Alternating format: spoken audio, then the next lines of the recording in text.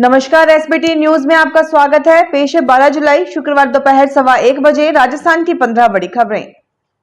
सबसे पहले एक नजर डालते हैं आज की हेडलाइंस पर। नेपाल में यात्रियों से भरी 2 बसें त्रिशूली नदी में गिरी। शाहजहांपुर में बाढ़, दिल्ली लखनऊ हाईवे बंद। आज 51 जिलों में बारिश का अलर्ट। फिर बढ़ी कॉलेज में आवेदन की तिथि, अब 15 तक होंगे आवेदन। प्रश्नकाल के साथ शुरू हुई विधानसभा की कार्यवाही। फ्लाइट के सफर में लगेज खोने का नहीं रहेगा डर। और अब खबरें विस्तार से सुनिए। नेपाल में भारी बारिश के बीच शुक्रवार सुबह एक हाईवे पर लैंडस्लाइड के कारण 2 बसें नदी में गिरकर बह गई। दोनों बसों में बस चालकों सहित कुल 63 लोग सवार थे। सभी के लापता होने की आशंका है। घटना चितवन जिले के सिमलताल एरिया के नारायण घाट मुंगलिंग रोड सेक्शन पर सुबह करीब 3:30 की है। चितवन के मुख्य जिलाधिकारी इंद्रदेव यादव ने फोन पर मीडिया को बताया कि लैंडस्लाइड में काठमांडू जाने वाली एंजल बस और गणपति डिलक्स बह गई है।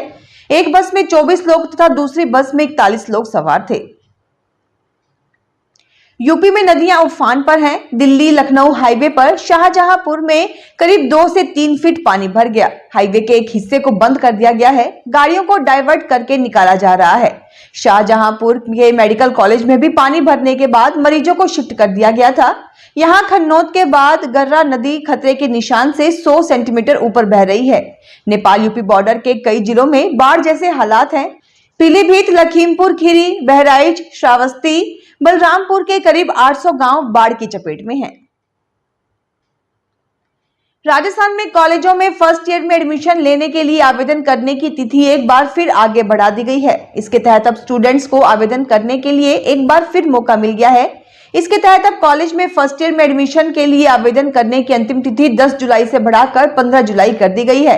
यह 5वीं बार है जब अंतिम तिथि फिर से बढ़ा दी गई है। इसको लेकर बुधवार देर शाम को आयुक्तालय ने आदेश जारी कर दिए हैं।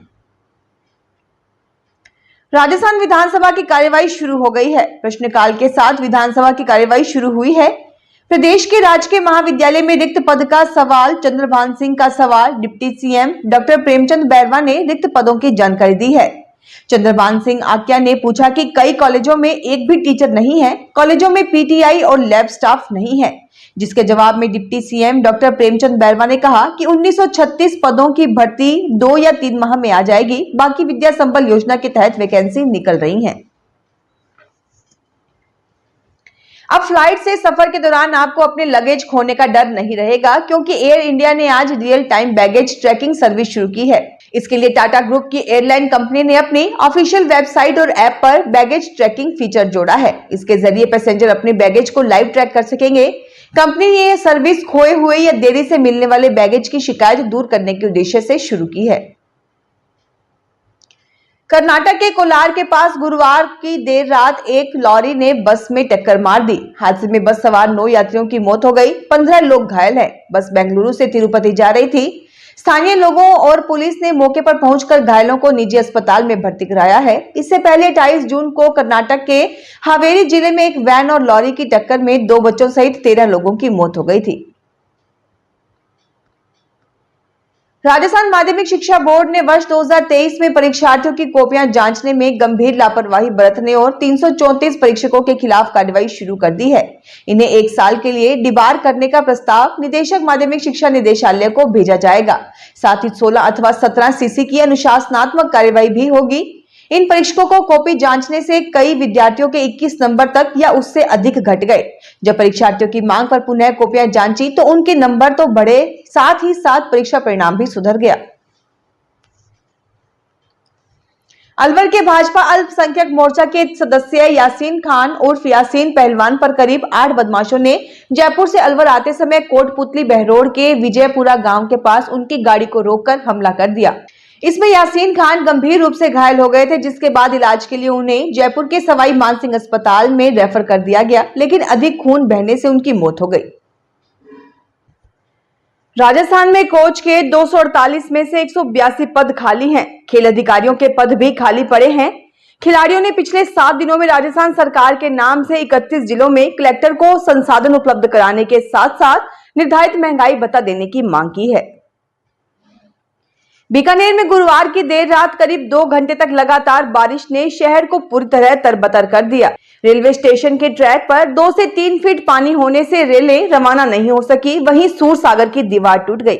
शहर के कई क्षेत्रों में पानी जमा हो गया। हालांकि तेज बारिश ने बीकानेर को गर्मी से पूरी तरह राहत दिला दी है। सीकर के दादिया थाना पुलिस को सफलता हाथ लगी है। रात के समय घर में घुसकर मारपीट करने और फिरौती मांगने के लिए जानलेवा हमला करने के मामले में सीकर के एसपी ग्रुप के बदमाश हिस्ट्री शीटर सुनील उर्फ पांड्या को गिरफ्तार किया गया है। फिलहाल पुलिस आरोपी से पूछताछ में जुटी है। बीकानेर के नोखा कस्बे के पास गांव सीलवा में सरकार ने यहां हाल ही में उप स्वास्थ्य केंद्र को प्रमोट कर प्राथमिक स्वास्थ्य केंद्र मंजूर किया है। यह प्राथमिक स्वास्थ्य केंद्र ही इस गांव की एक नई पहचान बन गया है। इस स्वास्थ्य केंद्र की बिल्डिंग और यहां मिलने वाली सुविधाएं इसका कारण है। ऐसी सुविधाएं कि आपको किसी जिला अस्पताल में भी नहीं मिलेंगी। पूरा अस्पताल इको फ्रेंडली है। दिन में यहाँ किसी भी हिस्से में लाइट जलाने की जरूरत नहीं है। यहाँ 50 तरह की जांचों से लेकर ऑपरेशन तक हो सकेंगे। बजट घोषणाओं की पालना के लिए राजस्थान सरकार एक्शन मोड में है। सरकार ने बजट घोषणाओं को समय से धरातल पर उतारने का एक्शन प्लान तैयार भी कर लिया है। इसके लिए सभी जिलों में 12 से 14 जुलाई तक प्रभारी मंत्री व प्रभारी सचिव मीटिंग लेंगे और बजट घोषणाओं पर फील्ड में काम शुरू कराएंगे। बजट पेश करने के दूसरे दिन गुरुवार शाम को मुख्यमंत्री भजनलाल शर्मा व उप सचिव सुधांश पंत ने सीएमओ में बजट घोषणाओं के क्रियान्वित के लिए मंत्रियों व अधिकारियों के साथ बैठक की।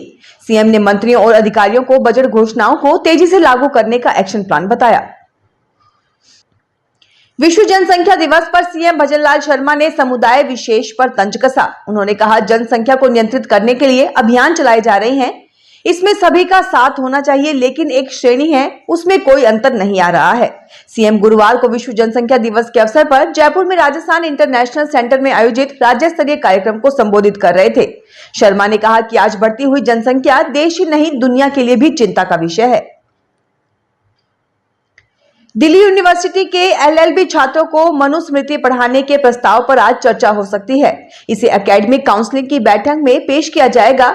शिक्षकों का एक वर्ग इसके खिलाफ है। कुछ फैकल्टी ने कहा कि ये महिलाओं और पिछड़े तबकों को और भी पीछे ले जाएगा। लॉ फैकल्टी ने दिल्ली विश्वविद्यालय डीयू के फैसले लेने वाली सर्वोच्च संस्था से अपने फर्स्ट और थर्ड ईयर के स्टूडेंट्स के सिलेबस में बदलाव करने की इजाजत मांगी है, ताकि उन्हें मनुस्मृति पढ़ाई जा सके। फिलहाल इस बुलेटिन में इतना ही। फिर हाजिर होंगे और बड़ी खबरों के साथ।